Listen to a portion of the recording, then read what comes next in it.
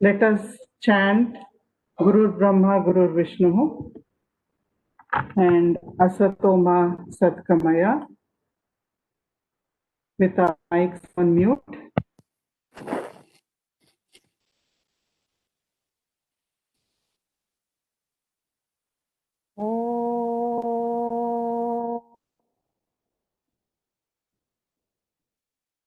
Guru Brahma, Guru Vishnu, Guru Devo Maheshwaraha, Guru Sakshat Parabrahma, Tasmai Shri Gurave Namaha. Asato ma sadgamaya tamaso ma jyotirgamaya mrityorma amritam gamaya. Om Shanti Shanti Shanti.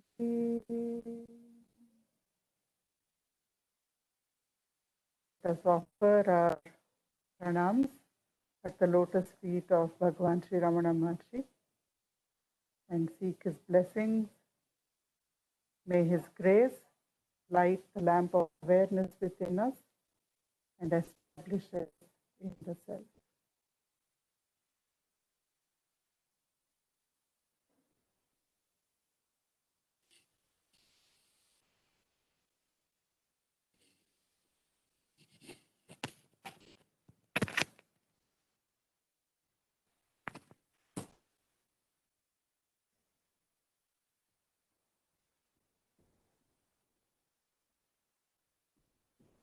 So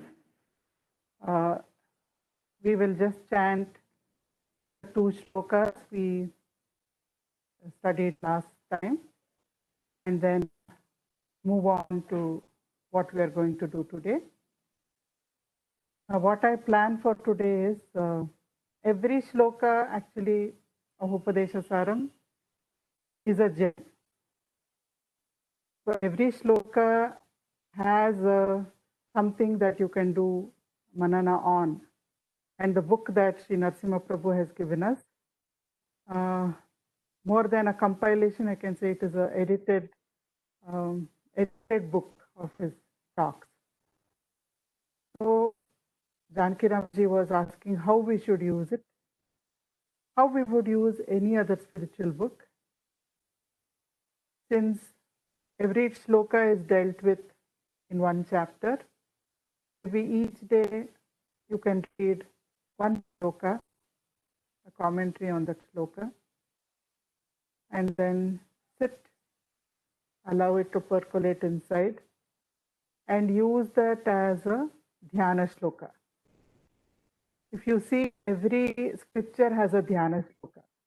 There is a Shanti mantra, there is a dhyana shloka.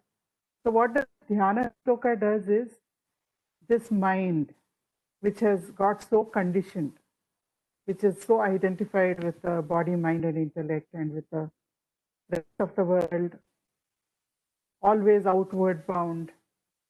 So what a sloka from Upadesa Saram or any kind of sloka which we could use as a dhyana sloka, what it does is, it reorients the mind. When we want to sit for self-inquiry, a dedicated session of self-inquiry, then the mind which has been turned outward till then, it has to be turned around. It has to be internalized and focused on the subject. All the time it has been working on the objective mode. I am the subject, that is the object. But now finally, we want to understand who the subject is. So studying a shloka, one shloka, maybe we could even use recorded links. If it has not been shared on the School of Ancient Wisdom group, I request Ravi and Aniket to share the links. All the talks have been posted on the YouTube. So if the links can be shared, you could even listen to a talk as Manana exercise, look through the book and then sit with your eyes closed and plunge into self-enquiry. So the book can be used in this way. Every shloka can be used in this way. But in this session, I've just taken a few shlokas which we are going to do, based on which we will do a small sadhana meditation or a sadhana exercise. And then in the end, we will go to shloka number 30, understand what Bhagavan Ramana Maharshi is telling us through that shloka, and conclude today's session. So now we'll chant shloka 27, lead and follow mode with our mics on mute. Jnanavarjita ajnanahina chit, Jnanavarjita ajnanahina chit, Jnanamasti kim Jnatumantaram, Jnanamasti kim Jnatumantaram. So the translation, as we looked at last time, is consciousness transcends both knowledge and ignorance. What instrument of knowing is there to know the self other than the self itself? That's why it's called Satchitananda, or existence, consciousness, bliss. So for everything else, we have an instrument with which it can be measured. And for everything else, there is another witness. We looked at this when we see an object like the phone or the laptop or TV at which we may be looking right now. That is an object and the eyes are the subject. But whatever the eyes see, the mind has to comprehend, and the mind has to analyze, the mind has to aim. So for the eyes, the mind is the seer. But whatever the mind sees, that is illumined by the self. Therefore, there is a witness who is aware. I am looking at a TV, I am looking at a phone, I am looking at a laptop. So this witness or sakshi or the self is the ultimate seer. Beyond that, there is no other seer. So the self cannot be seen by any other entity. It is ultimate, it is non-dual. So the self can be known only through the self. That is what Bhagavan is telling us in Shloka 27. So as we looked at Shloka last time, we also looked at parallel Shlokas from Ishavasya Upanishad. It said, you cannot see the self, you have to be the self. And we said, who illumines whom? I think I have gone back a little too much probably. Okay, so we should start from Shloka 28. Okay, let's chant Shloka 28. Kim svarupametyatmadarshane, Kim svarupamet atmadarshane, avyaya bhava apurnachit sukham, avyaya bhava apurnachit sukham. When we inquire what is the nature of the self, we find that it is indestructible, unborn, ever complete consciousness and bliss. So consciousness is always there. The self is always there. Therefore, it had no beginning, it has no end. It is indestructible, it is unborn, it is always complete, whether creation exists or not. The self or the substratum is ever complete. And it is unlimited bliss. So in the Avadhuta Gita, we looked at some shlokas. In Atma Bodha, we looked at a shloka. We also understood that anything else is a superimposition on the self. The world is a superimposition on the self. The body, mind, and intellect are superimpositions on the self, just like mixing color or flavor or taste to water makes it feel different. It looks different, smells different, tastes different, but the substratum, the main ingredient, the essence of that drink is water. And when we say that when you let go of the BMI thought, I am the body, mind, intellect, identity thought. If we let go of that identity, the merging is seamless. There is actually no merging, because in essence, there is no difference between the self, the individual self, and the universal self. Both of them are the same. So it is like water merging with water, space merging with space, light merging with light. It is a seamless union. Union is, in fact, something which we can't use because there has never been a separation. The separation is fictional. The separation is notional. The separation is only in our mind. Even right now, there is no separation.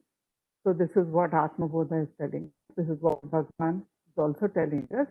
We look at a story and we look at an example to tell us that the self is non-dual.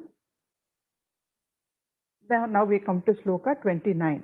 Let's chant Shloka 29 together.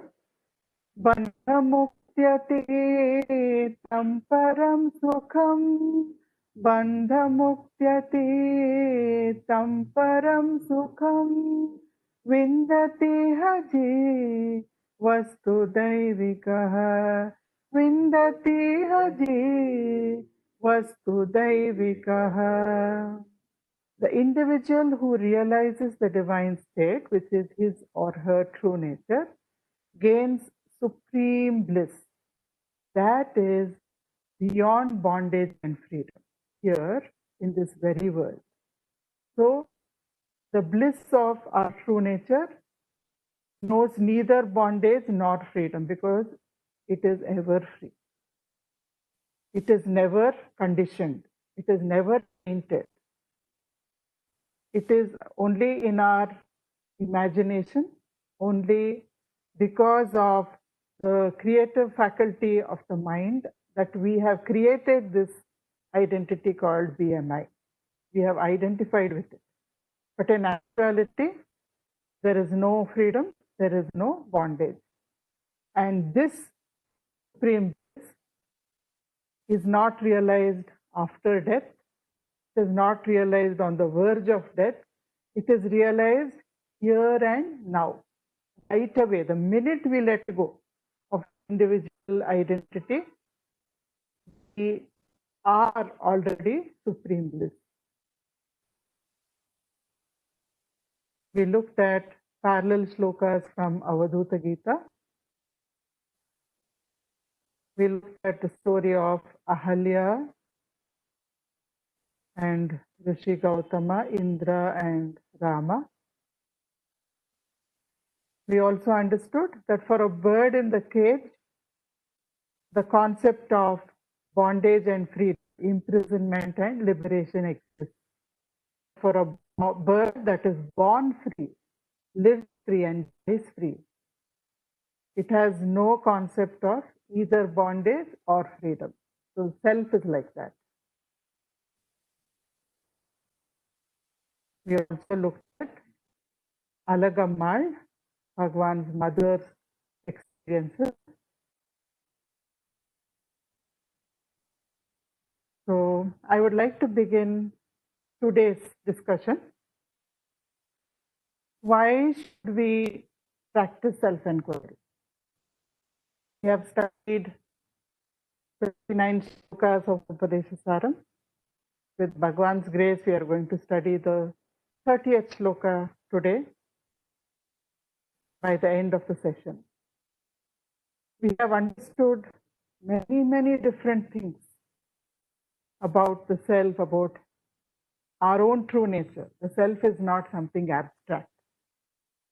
As I often think and I say, Atma Vichara is the most intimate science. It is all about you. It is all about me. It is all about the person who is understanding or reading or talking or meditating. It is about that very person. Therefore, it is very intimate, very immediate, and very essential for all of us. Even then, sometimes you may get a doubt, why should I simply sit and do all this self-enquiry? So then we can think of Sundaresh Iyer. He got many such doubts. The very first time he saw Bhagavan, I put a photo of Bhagavan, a very young Bhagavan, the first photo we have that has ever been taken of him after his enlightenment.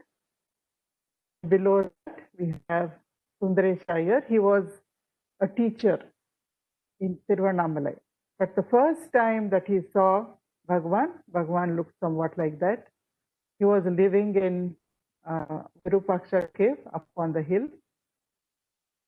Sundaresh Iyer was a 12-year-old boy, just 12 years. And somebody told him, do you want to see Arunachala incarnate? Then go to Virupaksha cave. You will see a great Muni there. And Sundaresh Iyer, 12-year-old boy, he ran up the hill and he went and sat in front of Ramana Maharshi. At the time, Ramana Maharshi was still mostly in silence. Very, very rarely he would speak, hardly. So when he went and sat there, Bhagavan looked at him very compassionately and he said, won't you sing a song for me? It was a great surprise for everyone there because first of all, he didn't talk much. And secondly, he never asked for anything. So when he said that, then immediately Sundaresh Iyer said, he started singing a song. So in that song, he said, no other support do I have except your holy feet, O Lord. By holding on to them, I shall win your grace. Grant me the boon that my tongue should constantly repeat your sacred name, even if my mind strays away. So when he had finished, Bhagavan was very happy with the singing and he said, yes, that is what should be done. So immediately, Sundaresh Iyer took this as his Upadesa. I should keep singing the glories. I should keep chanting the sacred name. So whenever he could, he would come and sit in front of Bhagavan. He would listen to Bhagavan. He would clarify his doubts. He would do sadhana. He would sing songs. But one day, after a few years, he felt, why should I go up the hill and spend time with the saint? I look back over the past few years, I don't feel I'm improving. I can't see any kind of perceptible change in me. So for 3 months, he made a firm resolve, I will not go there. And he didn't go. But one day he's sleeping, and when he woke up, he found his pillow is completely soaked in his own tears. He said, oh, I miss Bhagavan so much. He just ran up the hill. And when he ran up, Bhagavan is standing outside the cave and he is looking. He is seeing Sundaresh Iyer is coming up the path, up the hill. When he came within hearing range, Ramana Maharshi said, today is the 100th day. That means he had also been counting. He said, for 100 days, you didn't come. Why? What happened? And Upadesa said, Bhagavan, I started feeling that there is no use. I am not changing. There is no transformation in me. So what's the point of coming? So Bhagavan gave him a beautiful smile and he said, maybe there is no change. But didn't you miss it? Will you miss something that is not essential for you? And Chandrasekhar fell at his feet. He resolved, from now on, I'm not going to make such a mistake. I cannot stay without you, Bhagavan. And so he continued to visit ashram. As days passed, still doubts would keep coming. He would be assailed by doubts, bombarded by doubts. So one day he said, Bhagavan, so many questions I keep asking. Today I get some doubts clarified. Again, tomorrow I come back with new questions. What is the point of all this? Again and again I keep getting doubts. What is the one thing, Bhagavan, by knowing which all my doubts can be resolved? Bhagavan said, know the doubter. Sundaresha, know the doubter. When the doubter ceases to exist, when you uproot the doubter, no more doubts will arise. Here, Bhagavan said, when I say doubter, I mean the mind. So then, Iyer asked him, what is the method, Bhagavan, by which I can uproot this doubter? So Bhagavan said, inquire, who am I? Who is the doubter? Who am I? You just inquire, who am I? Keep on doing self-enquiry, and you will not have any more doubt when the doubter is removed. Don't we get doubts? We get so many doubts. Today some questions, tomorrow some questions. So many questions again and again. Wouldn't it be so good to be in a state of being, in our natural state of being, where no doubt, no unwanted thoughts, nothing that we don't invite will come into this state. Right now it is filled with uninvited visitors. We don't want most of them, but we don't know how to get rid of them. So Bhagavan is saying, remove the source from which all these unwanted visitors are bombarding you. Remove that source itself. And it is very easy to remove that source. All you have to do is inquire, who am I? So,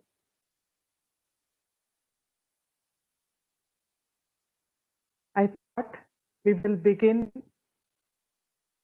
with Karma Yoga, a little bit of Karma Yoga, a little bit of Bhakti Yoga, a little bit of Raja Yoga, and we come to Atma Vichara, sort of a summary of the sadhana. Not really, because like I said, every shloka is a portal.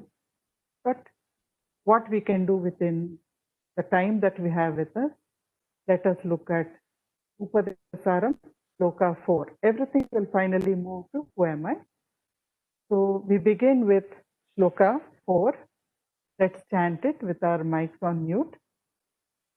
Kaya Vangmanaha Karyamuttamam Kaya Vangmanaha Karyamuttamam Pujanam Japa Chintanam Kramat Pujanam Japa Chintanam Kramat. So this is for us to remember. All of us may have different kinds of sadhana which we are already doing.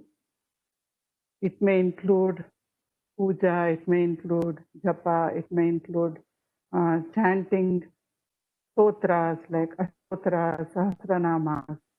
It may include some kind of pranayama or meditation. So, as we already looked at when we were studying Shloka 4, once again let us remind ourselves of the scale. Bhagavan gave us a yardstick. He has given us a yardstick in this sloka. What kind of sadhana is most effective? So Bhagavan is saying the instrument of sadhana. First look at the instrument through which we perform the sadhana. If we look at the instruments, Bhagavan says, the subtler, the better. The subtler, the better it is. So, if we are doing worship with the body, not that this is worthless, but more powerful than worshipping through the body is worshipping through speech. More powerful than worshipping through speech is worshipping through the mind. Mind means intellect is also included. So, puja is performed with the body, japa with speech, and meditation with the mind. Therefore, meditation is better than japa, and japa is better than puja. Here we are saying better only in terms of how effective it is in bringing about chitta shuddhi, chitta vichalata, and chitta ekagrata. Chitta shuddhi is purification of the mind. Purification of the mind and intellect, making it subtler and subtler and subtler. Chitta vishalata. Chitta vishalata means expansiveness. Instead of thinking of my own needs, my own comforts, my own requirements all the time, my zone starts encompassing more and more people, more and more people. If you remember, once I had mentioned Seshadri Swami, who was a devotee of Bhagavan, who was an avaduta in his own right, he would sometimes tell people, oh, you're going up the hill. You're going to see Ramana Maharshi, is it? Go, go, go. Do you think he's a sannyasi? No, no, no, no. He's a very big householder. Why? All the devotees of Ramana are his family. Every single thing in the universe is a manifestation of his self, and he is aware of it. So the more expansive we become, our identity, instead of identifying only with this body, mind, intellect, in that way a householder has an advantage. Instead of thinking of ourselves, we are thinking of our spouse, our children, our parents, our dependents, whoever they may be. So our sense of identity encompasses not just ourselves, but this family. Somebody who is a CEO of an organization, if he is a conscientious CEO, then probably the entire organization is his family. For a ruler of a country, the entire country is his family. It should be. I'm not saying that for everybody it is. But the more expansive this identity becomes, the less focused we are on identity of body, mind, and intellect, the easier it is for us to drop that identity. Because as it is, our identity is becoming more and more expansive. For a jnani, every single person is an expression of his own self, therefore is not different from me. Bhagavan always said, for me, there is no other. There is no other. Why? Everybody is a form of my own self. So where is the other? So these sadhanas, the subtler the body, the more inner purification happens. The subtler the instrument of sadhana, the more chitta vishalata happens. Chitta ekagrata, to be able to focus. Where is it for self-enquiry? And then when the thought arises and I say, for whom is this thought? It is for me. Then who am I? At that moment, if I cannot focus, what happens? That thought will pull me away. It will kidnap me. It will hijack me. And I start engaging in a dialogue with the thought, and my self-enquiry is forgotten. Therefore, the mind has to be subtle. The minute a thought is emerging, the mind should be aware. And as soon as the thought emerges, I should be able to ride it like a vahana. Every thought is a vahana for a sadhaka of Atma Vichara. I ride it as a vahana and it takes me to the source. When I ask who am I, the mind is quiet. And when the mind is quiet, I am directly experiencing my true nature. If the next thought arises, I do the same thing. So for this to become possible for me, to come to Atma Vichara, it requires Chitta Shuddhi, Chitta Vishalata, Chitta Ekagrata. Therefore, if the faster we want to get there, then we should choose the subtler instrument for sadhana and the subtler mode of sadhana. That is why Bhagavan is saying, mind is better than speech, speech is better than the body, puja is performed with the body, japa with speech, meditation with the mind. Meditation is better than japa and japa is better than puja. So, we should slowly, gradually move towards the subtler and more effective sadhana. This is very important for us. Once again, just an elaboration of this to make it easier to retain in the memory. Using mind and intellect is better than using speech, which is better than using the body. Through the mind, we do contemplation and meditation. Through speech, we do japa or chanting. Through the body, we do ritualistic worship like puja, homa, havan, and so on. So the subtler, the better. That is one phrase that we should remember. Then we have Upadesa Saram, Shloka 8. Let us chant together. Veda bhavanat sohamityaso, Veda bhavanat sohamityaso, Bhavanabhida pavani mata, Bhavanabhida pavani mata. So when we sit for any kind of worship or meditation, generally this feeling of separation is rampant in us. We think I am different and God or the deity whom I am worshipping, or it may be our concept may be that God is light, it may be that God is the Atma or the Self, whatever it is, there is this feeling that is a separate entity. It is very exalted, very much above me, and I am the devotee or the worshipper, therefore I am separate. But Bhagavan is saying, Bhed Bhavana, with the feeling of I am He, instead of doing with the feeling that I am separate. So aham itya asau, with the bhavana, with the mm, with the attitude, that I and God are one. If you can sit, then it is pavani mata. It bestows great purity. Remember, we are doing all this for inner purity. Any worship is done for inner purity.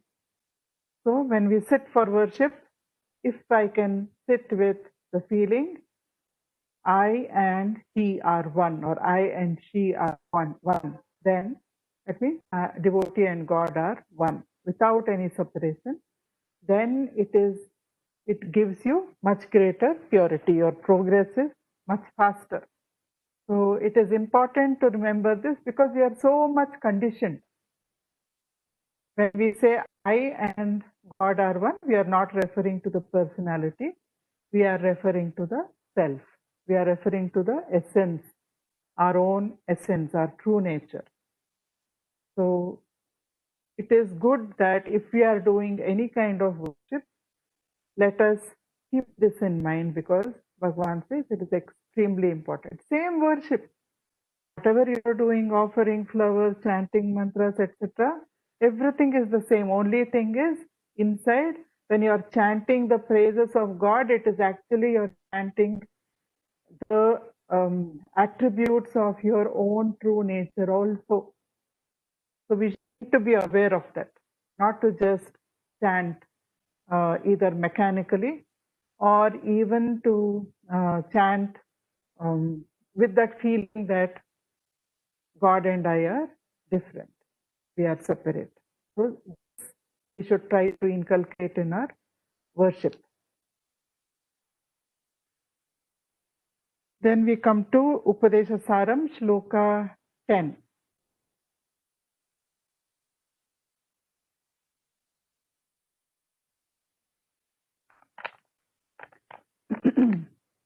So let's chant this with our mics on mute. हृत्स्थले मनः स्वस्थता क्रिया, हृत्स्थले मनः स्वस्थता क्रिया, भक्ति योग बोधाश्च निश्चितम्, भक्ति योग बोधाश्च निश्चितम्. So Ramana is saying, the practice of fixing the mind in its own source in the heart is without doubt true karma, bhakti and jnana yoga. So in one way, heart here means the self. It means consciousness, which is everywhere all the time. But Bhagavan is being very gracious to us. He's saying, yes, I understand that right now for you, maybe the identity of I am the body, mind and intellect is still there. Strong or weak or whatever, maybe it is still there. So, that being so, in this body, as long as you are identified with the body, there is a particular spot in the body which you can regard as the seat of the self, while understanding that the self is actually everywhere all the time, but only because you are identified with the body and you would like to have some particular locality to focus on, there is this heart, the spiritual heart. So we also said, where I point, whenever I say I'm referring to myself and I say, I went there, I did this. So when we point to ourselves, we tap a particular spot on the chest, whether it is a small child or an old person, whether it is this country or some other country, people intuitively point to the chest, a particular place on the chest. So that spot, Bhagavan also said 2 fingers to the right of the chest, to the center of the chest. Intuitively, we point there when we say I.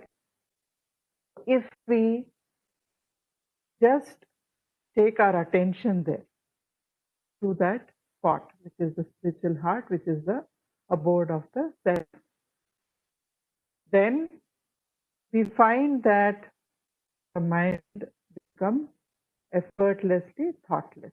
Shall we try it? Sit in a meditative posture. Keep your spine straight, eyes lightly closed.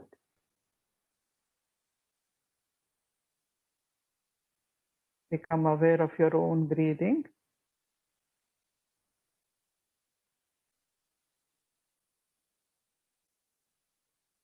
Deep and slow inhalation, slow exhalation.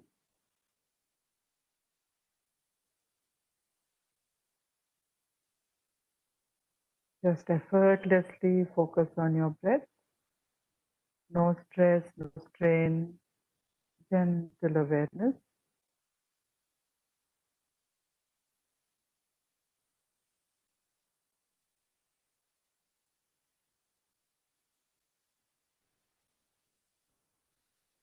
Feel your mind becoming calm, becoming focused.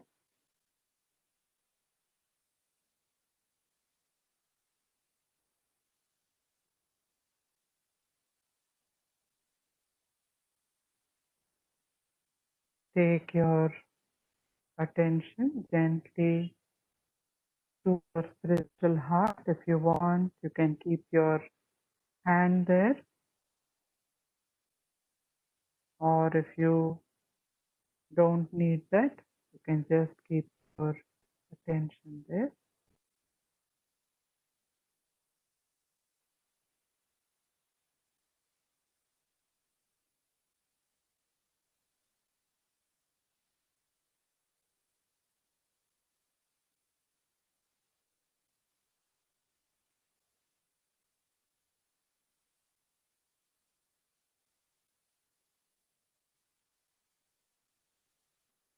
The abode of the self,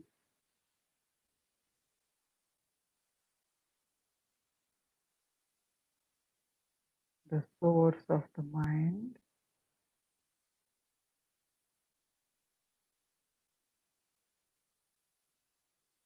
your spiritual heart.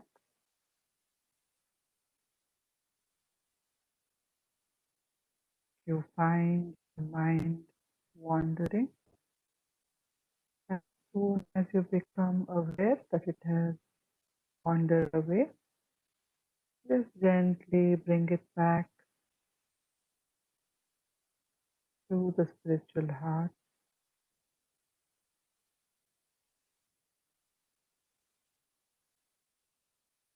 Stay there.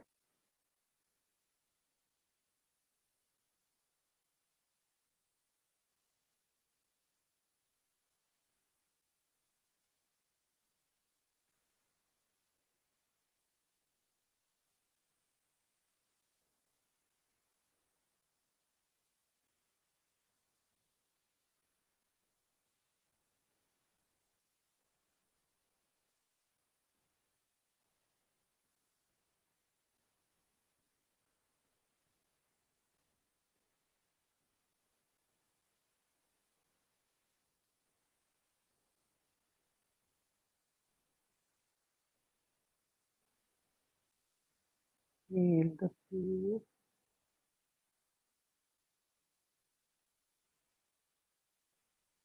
You are peace.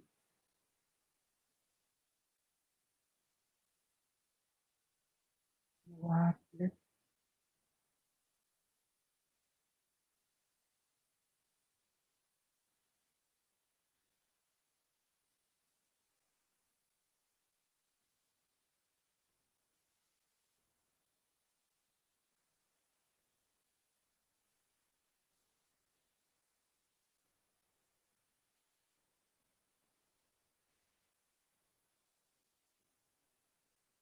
Whenever you feel like it, open your eyes. Even with your eyes open, just keep your attention on the spiritual heart.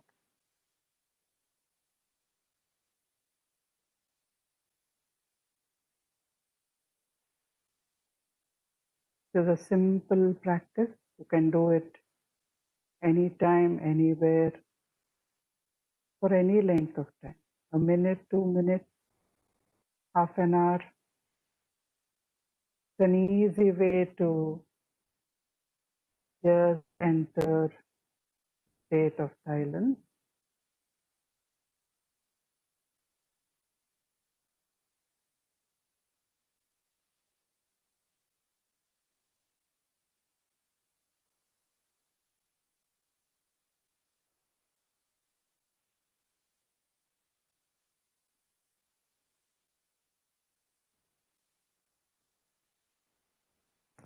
We have Shloka number 7, where we use the breath to control the mind. Let's chant the Shloka. वायुरोधना लीयते मनः वायुरोधना लीयते मनः जालपक्षिवत् रोधसाधनम् जालपक्षिवत् रोधसाधनम्. So Bhagavan is saying, through the technique of breath control, the movement of the mind is contained like a bird that is restrained but trapped in a nest. So the mind and breath are two branches of the same Shakti, same energy, branches out into mind and breath, mind and prana. So suppose, think of mind and prana as two wings of a bird. Now we have a bird and it has two wings. If we hold one wing, can the bird fly by flapping just the other wing? Not possible, right? So Bhagavan is saying, if you control the breath, then automatically mind will also stop its movement. One wing of the bird, the other wing is folded and the bird becomes still. So like that, by controlling your breath or paying attention to the breath, you control the mind and you can make it thought-free. But also remember, Bhagavan says in Raja Yoga, I have not taken that shloka, he talks about manolaya and manonasha.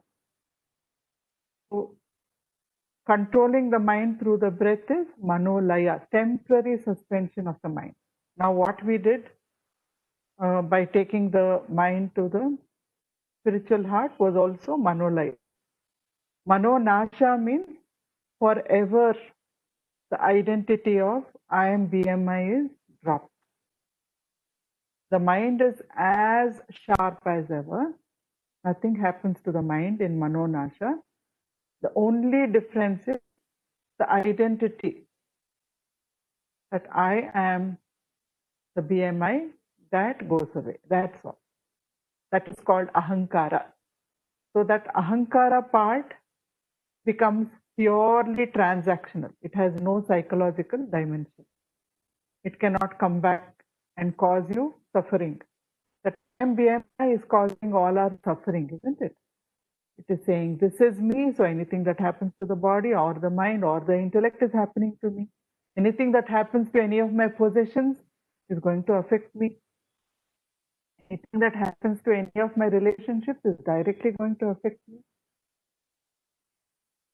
So insecurity, fear, suffering, memory brings it back again and again. All this is dropped.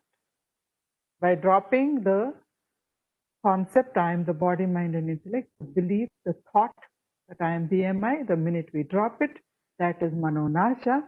But without dropping it, when the mind is temporarily quietened, when there are no thoughts, that is called Manolaya. Every night in deep sleep, we go into Manolaya. But in the morning, the BMI thought is back, and the BMI thought is back. So using our breath also, that means before we sit for self-enquiry, or if we are agitated about something, or we need to focus on a particular task that is very demanding for us, and the mind is distracted by too many thoughts. So then in any of those occasions, or whenever we need the mind to be quietened, we can use the breath to quieten the mind. So you can just close your eyes, watch the breath, deep breath, find it, eyes lightly closed. Just observe your breathing. Slow and deep inhalation. Slow exhalation.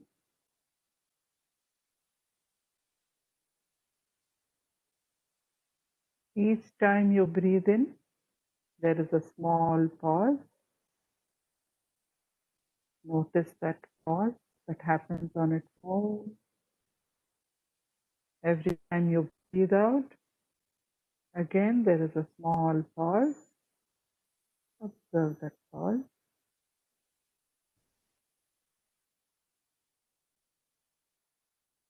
Deep and slow breathing.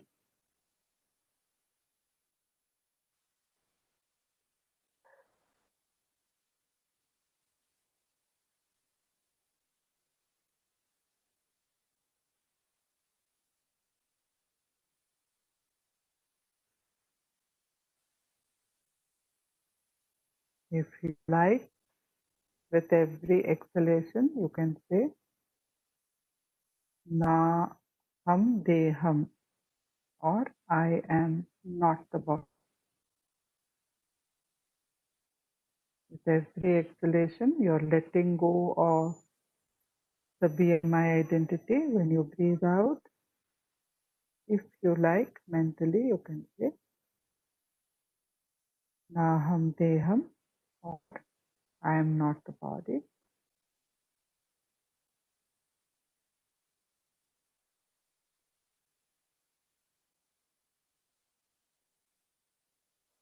With every inhalation, you can say, O Aham, who am I? If you find comfortable with every inhalation, you can say, who am I?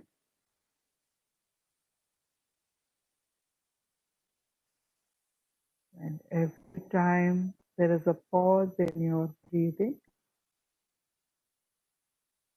you can say, Soham, I am he.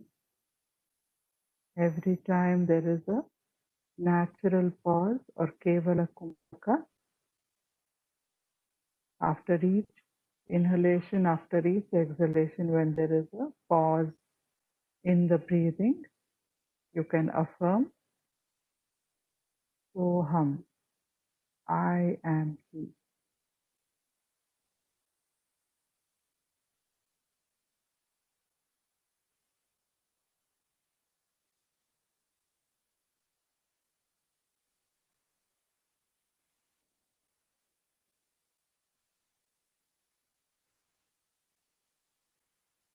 So exhalation, I am not the body.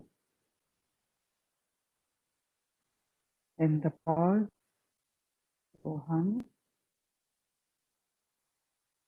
slow inhalation, Soham, who am I? In the pause, Soham, I am he.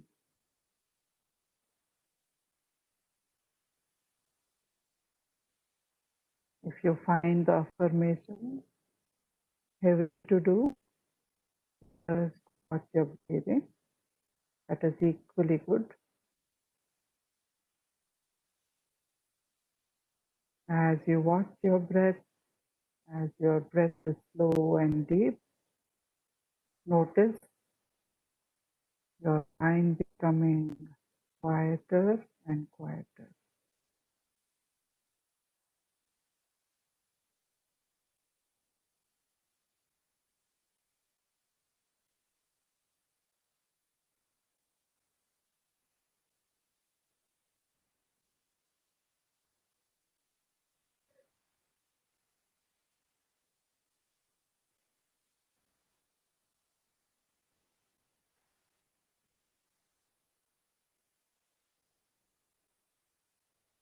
Whenever you are ready, open your eyes.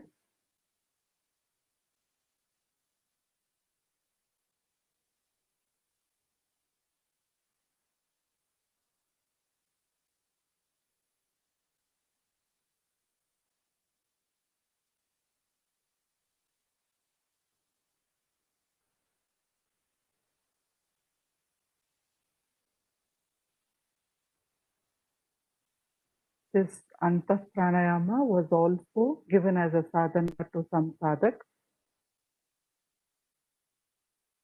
And they felt that in spite of watching the breath, the mind wanders.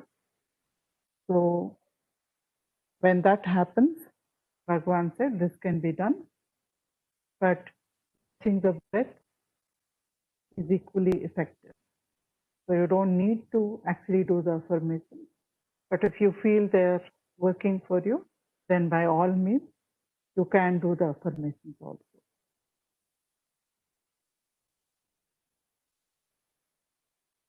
Sloka number 18. वृत्तयस्त्वहं वृत्तिमाश्रिताः वृत्तयस्त्वहं वृत्तिमाश्रिताः वृत्तयो मनो विद्यहं मनः वृत्तयो मनो विद्यहं मनः. So here Bhagavan is defining the mind. The mind, which is the cause of our bondage and liberation. The mind which makes us feel, which defines our state of being by saying, this situation should make you happy, this situation should make you unhappy. So Bhagavan is saying the mind is nothing but thought. The mind is only thought. The mind without thoughts is the self. When there are thoughts, it is called mind. When there are thoughts and you are identifying with those thoughts, it is called mind. When the mind has no thoughts, it is the self. All these thoughts, Bhagavan is saying, depends upon only one thought. And what is that one thought?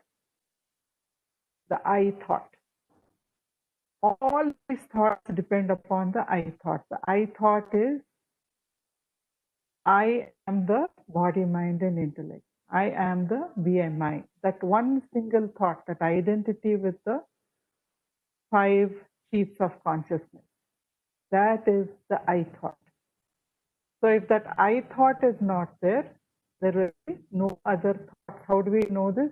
In our state of deep sleep every night, the I thought is in suspension, then there is no other thought. Are there a lot of thoughts floating around in our mind when we are in a state of deep sleep? Even the body is not there. The mind is not there. Intellect is not there. Waking world is not there. Nothing we identify with in our waking state is present in the deep sleep state. Bhagavan is saying, all thoughts come only from the I thought. In the morning when I wake up, when I say first I exist, I am, and then immediately that I am goes and identifies with the body, mind, and intellect, then the whole world brings into my attention. The whole world is born. From where? From I am the BMI thought. So Bhagavan says, everything depends upon the I thought. Therefore, if you remove the I thought, then all other thoughts are gone. You will not be again and again disturbed. You will not suffer the compulsive thinking disorder. All of us suffer from compulsive thinking. It has become so common, we think it is normal. But in fact, it is a highly abnormal condition. And it is coming only because of the presence of the I thought. If the I thought is not there, then automatically all thoughts are removed. Only what is required for performing a task, those thoughts will come, and then after that, mind is quiet, mind is thoughtless. Instead of using the mind as an instrument, we have allowed the mind to overpower us. Yoga, we say, yogaha chitta vritti nirodha. So through yogasana, pranayama, pratyahara, dharana, dhyana, samadhi, yama, niyama, etc., we are controlling thoughts. We are going into manolaya state and coming back. But here Bhagavan is saying that is not enough.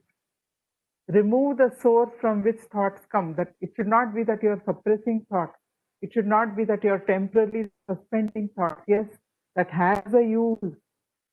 Good to be thoughtless for a spell of time, but it's not enough. Remove the source, then there will be no compulsive thinking. It will be gone forever. So Bhagavan says, remove the I thought. 19th Shloka, he says, Ahamayam kuto bhavati chinvatah, Ahamayam kuto bhavati chinvatah, Aipatatyaham nija vicharanam, Aipatatyaham nija vicharanam. So he says, sit down with great intensity. Ask, from where does I thought arise? That means, who am I? On inquiring deeply, the I thought vanishes. This is self-enquiry.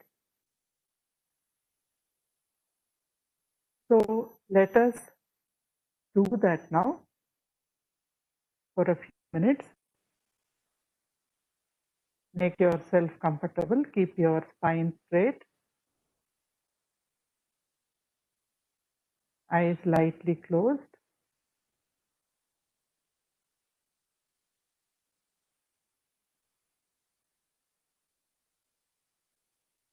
Just sit quietly.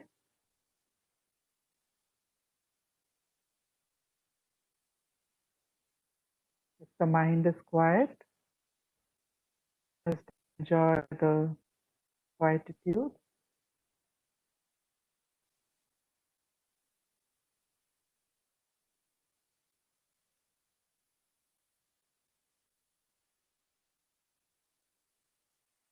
If a thought arises, don't worry about the content of the thought. Don't try to analyze the thought. Just ask, for whom is this thought?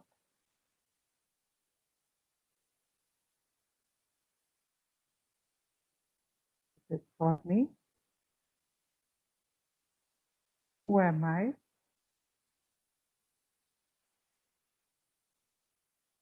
The mind is quiet.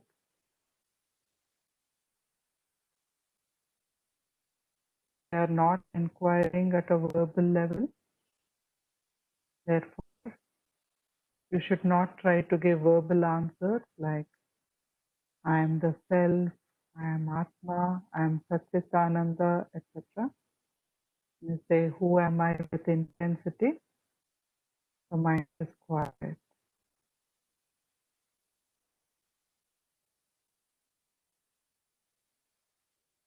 The mind without thought is the self. So just be there. Just be. The mind is quiet. Just be.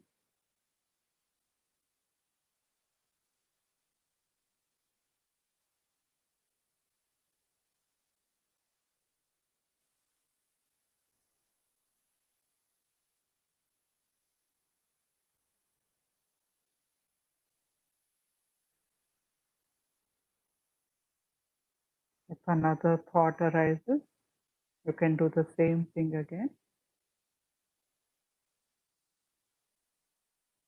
If you don't want to go through the verbal question and answer of who am I, for whom is the thought, etc., non-verbally, as soon as the thought arises, shift your attention from the thought to the witness of the thought, the aware of the thought, there is a witness, right? So just shift your attention from the thought to the witness, non-verbally. It's the same as doing who am I,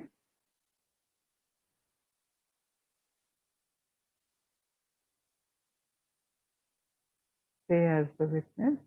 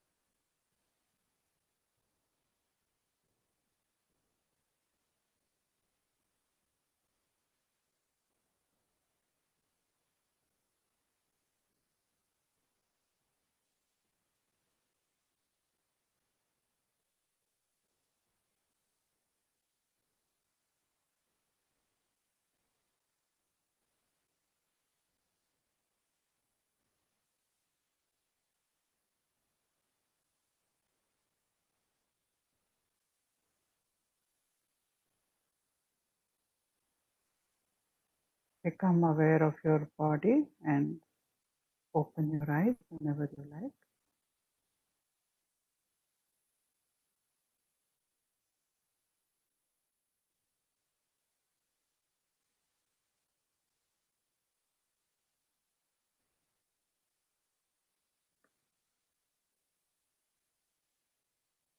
So if the verbal inquiry, whom is this thought, it is for me, who am I? If that works better for you, stick with the verbal inquiry. Some people may feel that it is heavy to verbalize every time, in which case you can do the non-verbal method.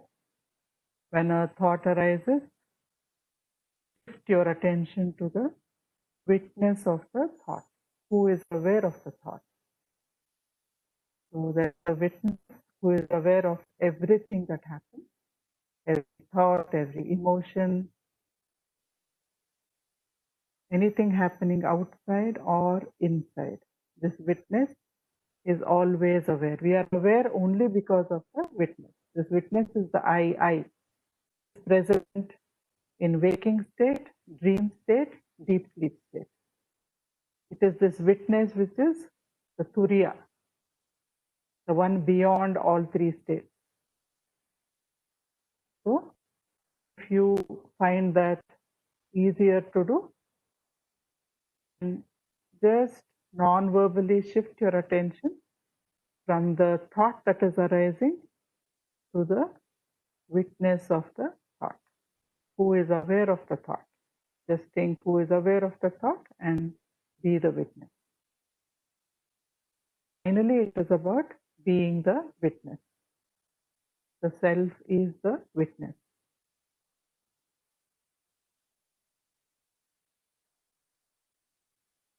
We come to Shloka 26, the, I think, last Shloka that I have taken for revision.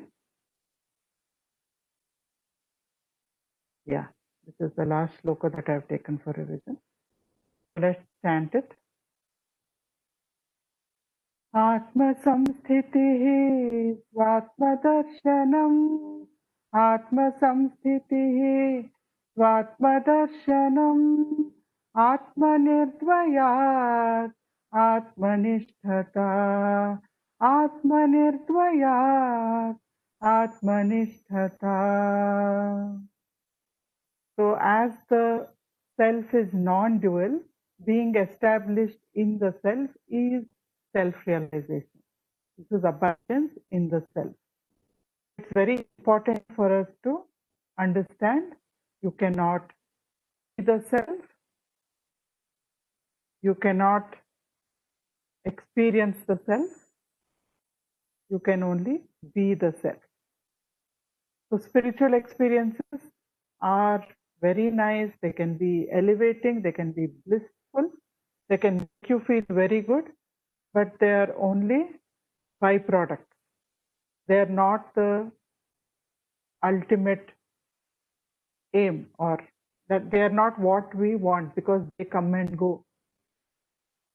Therefore, they are not permanent. They are not the self. They are things we enjoy, sightseeing on the way. Good, enjoy, but don't cling on. Don't expect. And don't keep on thinking that that is denoting progress on the path. This Bhagavan says very clearly to us. He says, don't get attached to experiences. If it happens, it happens. But when it happens, enjoy. Don't cling on. Don't keep expecting experiences to come. Don't compare experiences with somebody. And don't think that experiences are an indicator of progress. So progress is only more and more being as the self. Because self can't be seen or experienced. You are the self. The self is the subject. And Bhagavan also told us God realization, that means seeing a deity. A deity has manifested, your Ishtadevata has manifested in front of you. Even that is your own mind manifesting as the deity, because the mind has become so pure, so subtle, it is so sattvic that it takes on the form of that which it is focused on.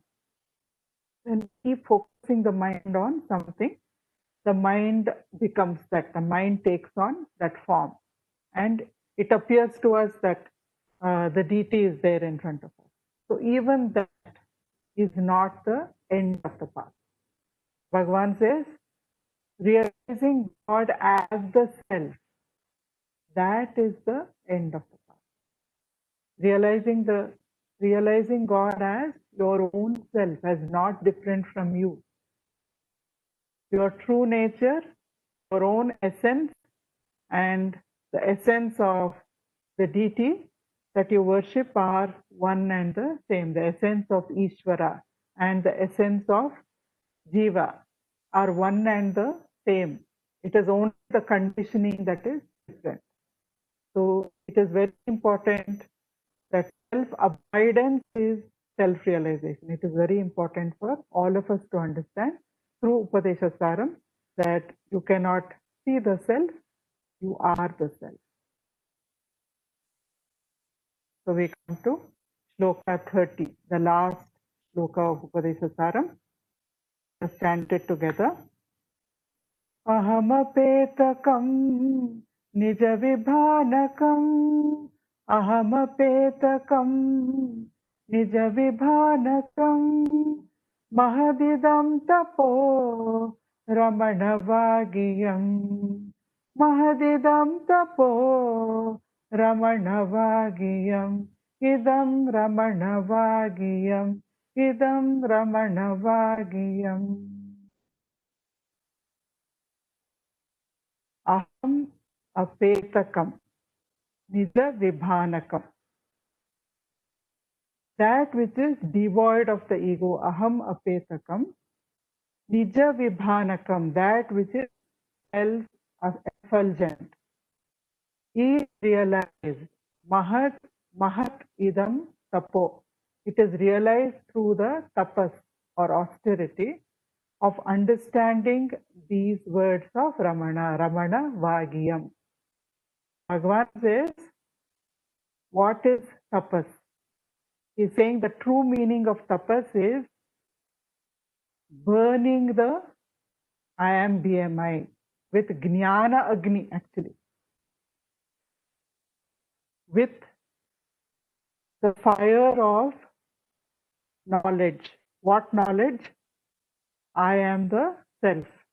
By understanding that I am the self, I am burning. Tapas means to burn up.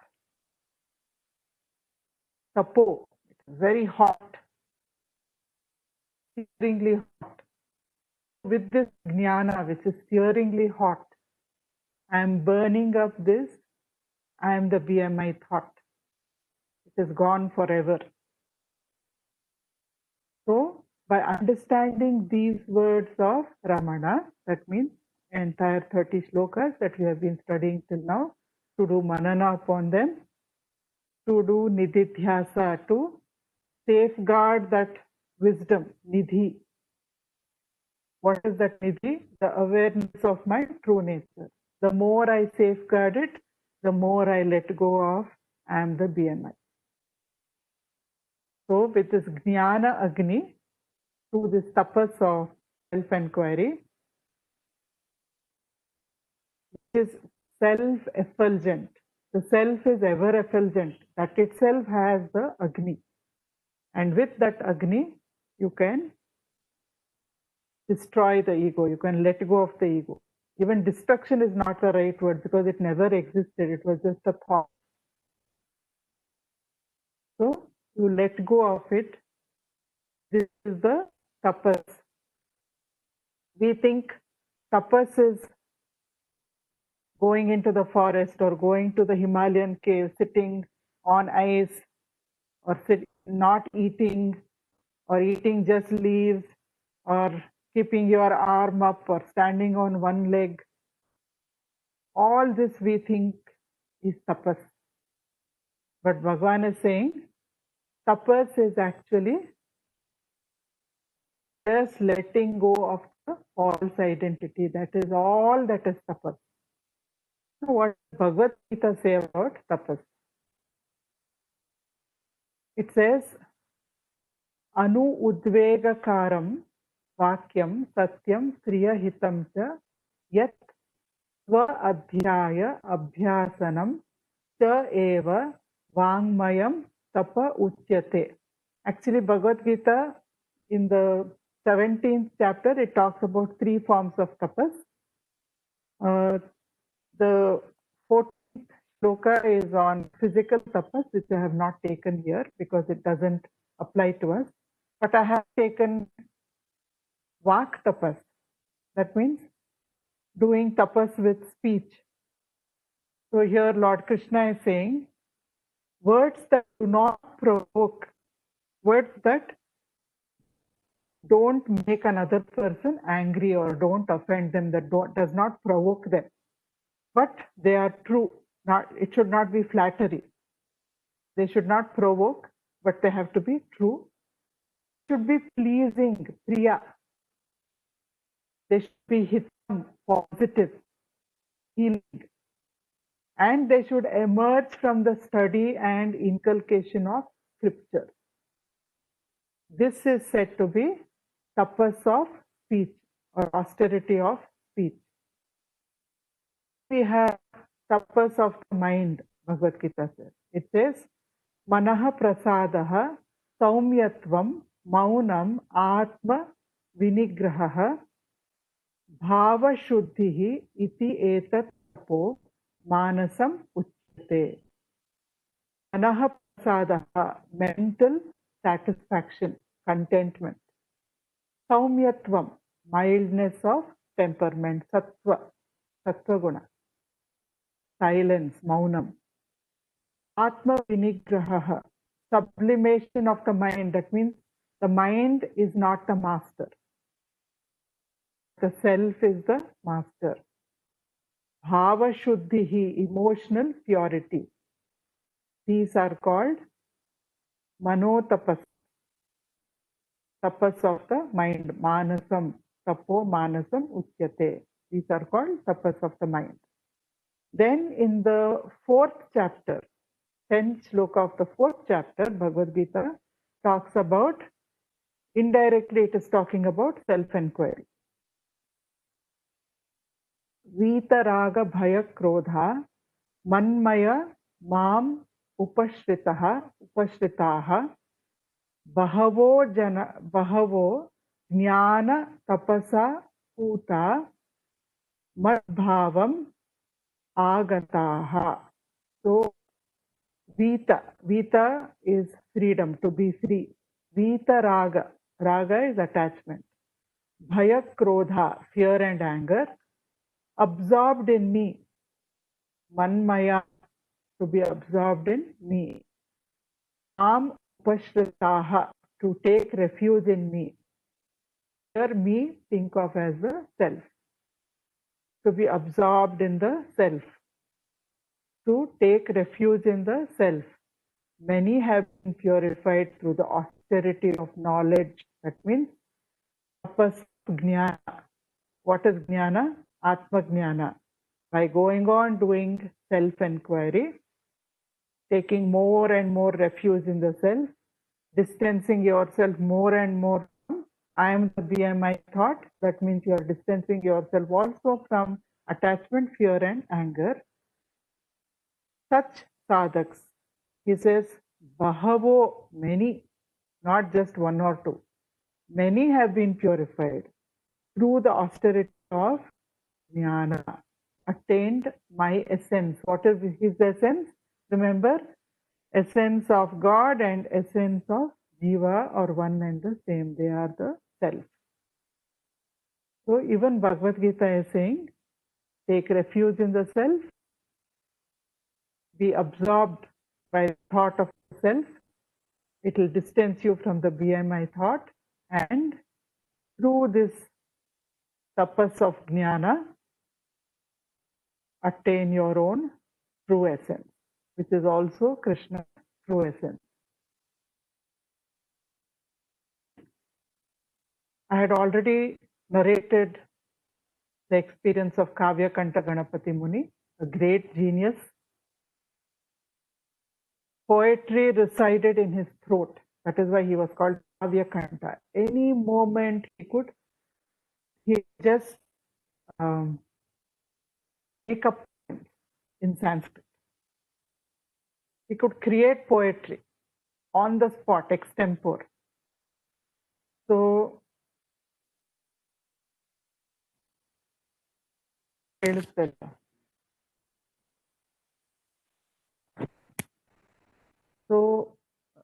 when Kavya Kanta Ganapati Muni went to Ramana Maharshi was just a very young, he was a youth at that time. Ganapati Muni knew all the Vedas. He had done all the sadhanas recommended in the Vedas. He could spout any shloka from any scripture without having to refer to it. But he said, I have read everything that is to be read. I have fully understood Vedanta. I have performed japa to my heart's content, and yet I have not understood what tapas is. Till then, he had not prostrated to any human being. But in front of Ramana Maharshi, he found himself prostrating full length, Tashtanga Namaskara. And he said, that is why I am seeking refuge at your feet. Ramana Maharshi is younger than Kavya Kanta Ganapati Muni. He is just a youth. And Ganapati Muni, the genius, who was so well known in all of India, who had his own following He had so many disciples who considered him the Guru, and he said, Bhagwan, enlighten me as to the nature of tapas. Teach me what tapas is. Then Bhagwan went down and raised up this wonderful human being, very evolved human being, and he looked into his eyes for a long time, and then he said, if one watches from where the notion I arises, the mind is absorbed into that. That is tapas. So when we ask, who am I? That is what we are doing, right? When we say, who am I? When this thought comes, it is coming from the I thought.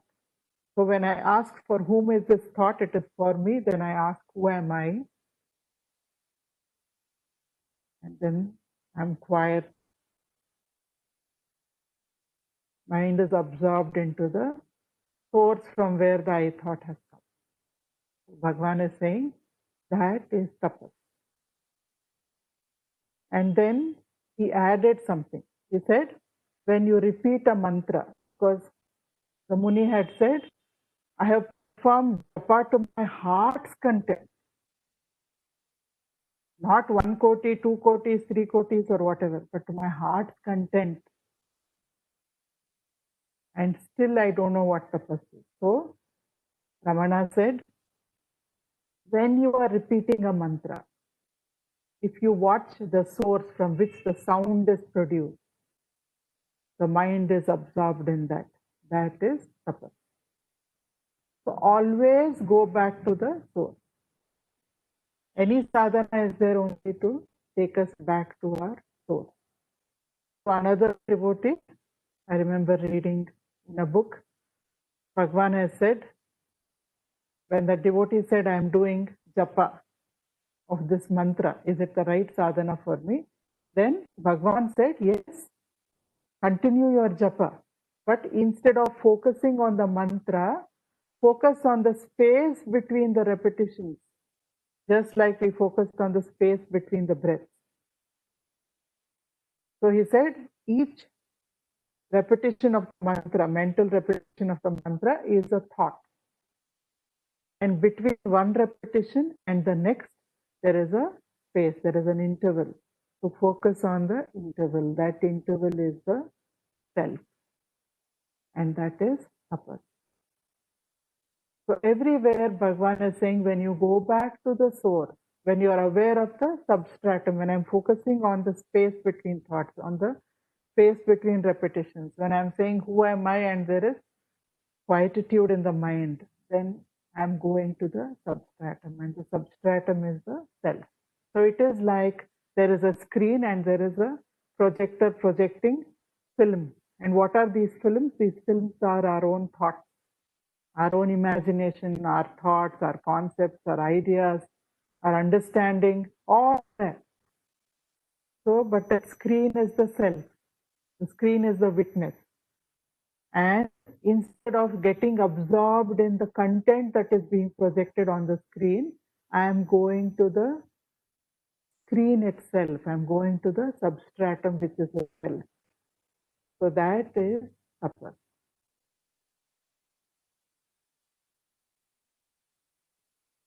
I would just like to take another few minutes, because anyway we started late also. The link was posted late, so another 5 or 10 minutes and we'll be done,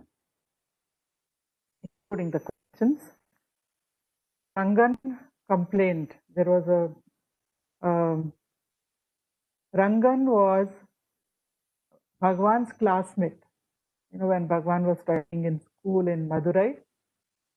And the previous evening, when Venkatraman, the boy Venkatraman, who became Ramana, he decided, I am going to Tiruvannamalai. Even the previous evening, Ranga, he said, you played football with me. Do you remember? Why didn't you tell me then that you are going away to Arunachala, that you are going to Tiruvannamalai? Then Bhagwan laughed and he said, I didn't even know. At that time, I didn't even know that I'm going. So Rangan, he came to see Bhagwan a few years after he came to Tiruvannamalai. And then he came again and again and again because there was great intimacy.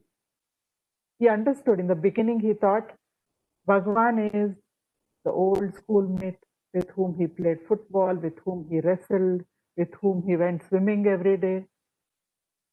And then he understood this being is different. For this being, there is no other. So he came again and again. And Bhagavan was very compassionate towards him. He helped him so many times, even with his transactional problem. And still, Rangan complained. And he said, Bhagavan, your grace is not on me. Bhagavan smiled and he said, Ranga, you are speaking like a person who is standing neck deep in the flooding waters of Ganga and complaining, I am thirsty, bring me water from the tap of my own house. You are standing neck deep in my grace and still you are saying you are thirsty. So we are also standing neck deep in Bhagavan's grace. Bhagavan said, if you pay attention to the teaching, you will get the teacher and the teaching, both. So we are standing neck deep in Bhagavan's grace right now. We have gone through Upadesa Saram. We can never say I have finished.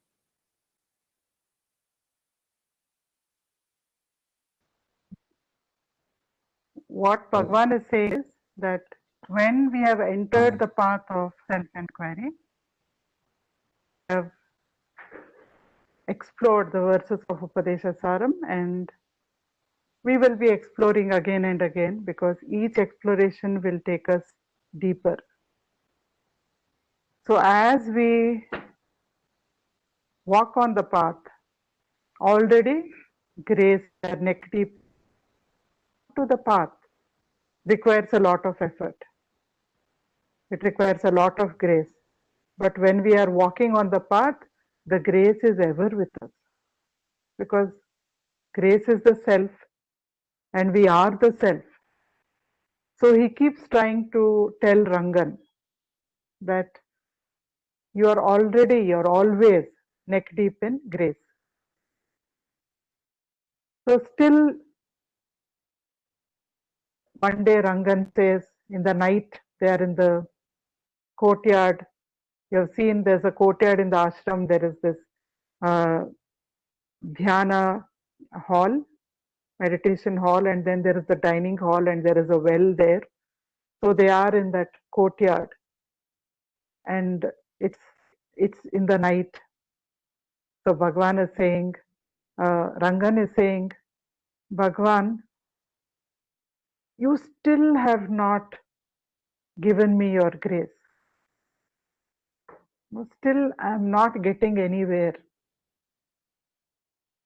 I have so many problems at home. That is one part. And the other part is, I don't seem to be able to get established in the self.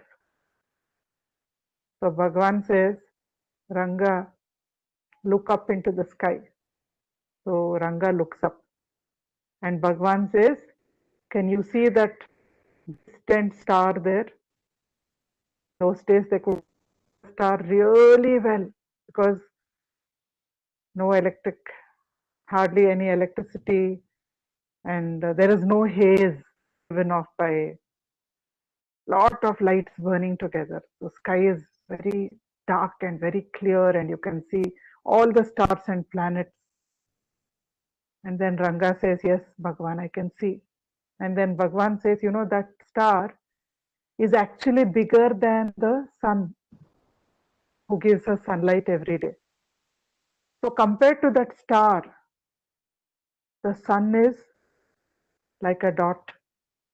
That star is so big. And Rangan says, yes. Then Bhagavan says, compared to that star, what is the earth? Then Rangan says, earth is a dot, Bhagavan. Compared to the earth, what is India? Smaller dot, Bhagavan.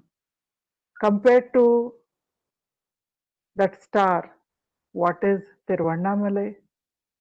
Even smaller dot, Bhagavan. Then compared to that star, what are you, Ranga? Ranga says, even smaller dot, Bhagavan. Then Bhagavan says, why are you always thinking about yourself, Ranga? You are such a small dot in this universe. Why are you always thinking about this small self? Shift your attention, shift your identity, become a person. And that day, Ranga got enlightened. What is enlightenment? He became aware of his true nature, of his true identity. And when he went home, he had to go home. He had to leave for had to start and go back home. And he said, Bhagavan, how can I leave you? And Bhagavan said, you are never away from me. You may think you are going somewhere. You may think you are there at home and I am here. But you are the self and I am the self. We are never apart from each other.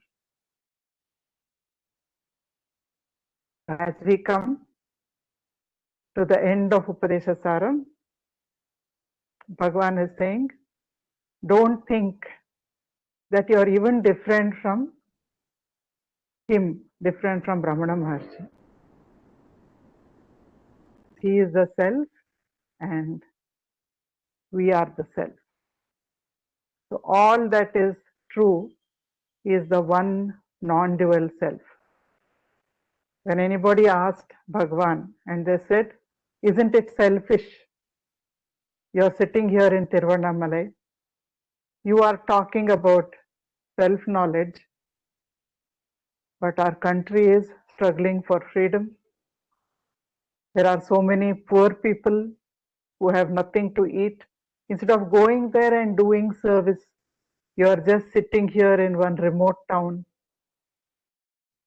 at the foot of a hill and you are talking about the self. What is the use of that? And Bhagavan said, true service, the greatest service that you can do is to abide in the self. When you abide in the self, the peace and bliss that flows from you cannot be done through any other service. So the greatest service that any individual can do to the world is to seek self-knowledge.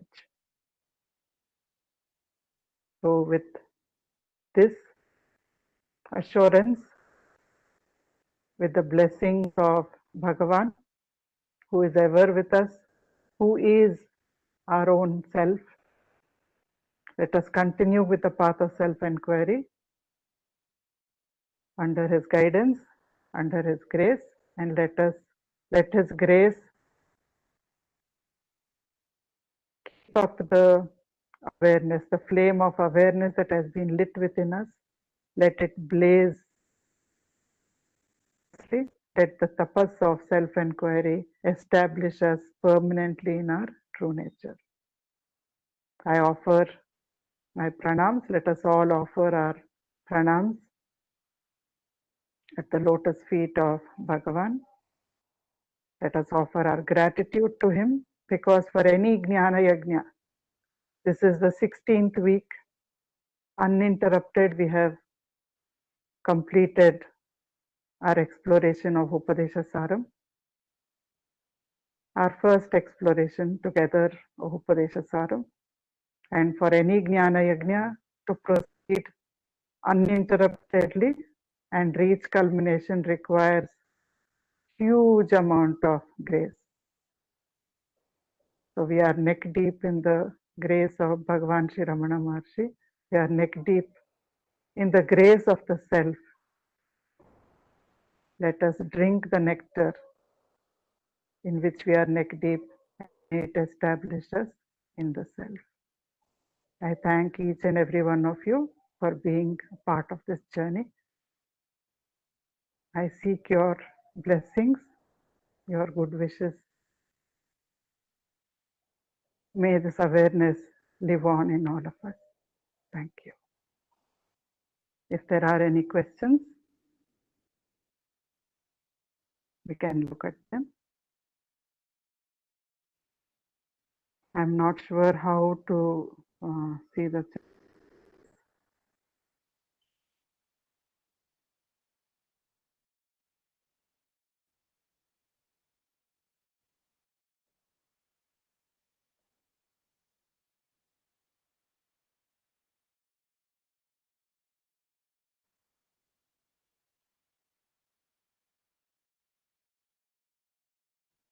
You're all of you have give positive, wonderful feedback. Thank you so much. I feel very humble and I offer it at the lotus feet of Bhagavan and at the lotus feet of my Sadguru, Sri Prabhuji.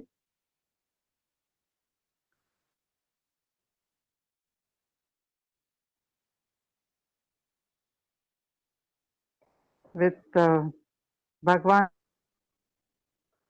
we will be doing Saddarshanam in 2 or 3 months from now. Till then, maybe we can all practice whatever we have studied till now, understood of Upadesa Saram. Let us continue our self. And are there any questions? If there are any questions, you can unmute and ask.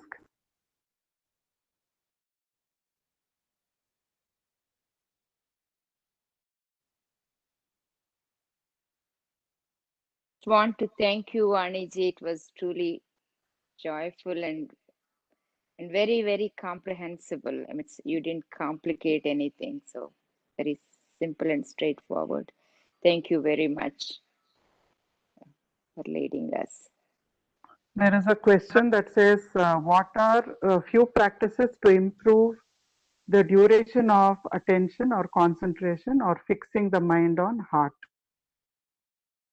Fixing the mind on the heart itself improves your concentration because it is an effortless practice. If the mind wanders, very gently, just like you bring a child back. Don't criticize the mind or don't engage in blame games or anything, just very gently bring it back.